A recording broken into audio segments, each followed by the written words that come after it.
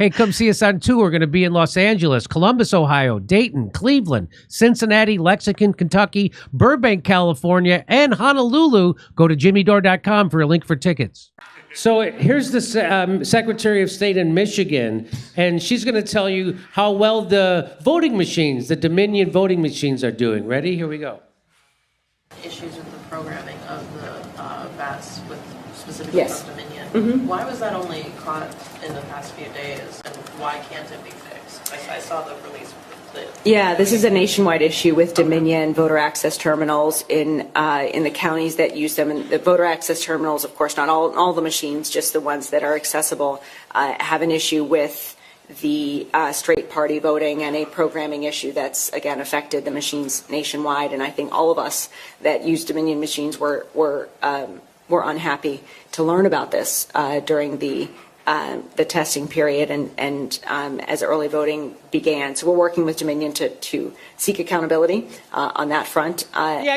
You know, we're really upset that this thing's happening, and who could have saw it coming? We waited till the last moment to actually even test our systems, and it's not working. And it's called Dominion, which I guess because domination was already fucking taken as a name. And it's what the fuck? This is so everybody's supposed to be okay with this. Well, didn't they win a lawsuit if you say Dominion sucks? Didn't that happen? Yeah. Uh, In Fox. yeah, that's right. That's exactly right. You can't. Well, hey, she's from a middle-class family. yes, she is. That's true. It's now been confirmed by Dominion that their voting machines have a programming issue that will affect vote counts, but you can't talk about it because our injustice system will bankrupt you for criticizing them. So you can't say shit about it. And it's funny because the whole Dominion's got problems was started by the Democrats. They were the original ones, and nobody sued them for that. 100% Democrats were the ones screaming about how unsecure electronic voting machines were. Everybody was screaming about it up until 2020, and then they shut up about it because, I don't know, some people have a crazy theory that they rigged the election for Joe Biden, and then Democrats shut the fuck up about it because they're planning on doing the same thing in 2024. And here's the Secretary of State admitting that, hey, yeah, everything's fucked up and there's nothing we can do about it, but we're all certainly upset, and we're going to get some accountability here. They're going to seek it. They're going to seek accountability. Put it on a milk carton. Has anyone seen accountability? Call this number. Like Hillary, knock it off. I'm just going to tell you to knock it off. Knock it off. And by the way, Dominion, so it's not called domination, it's called Dominion, which means having absolute control.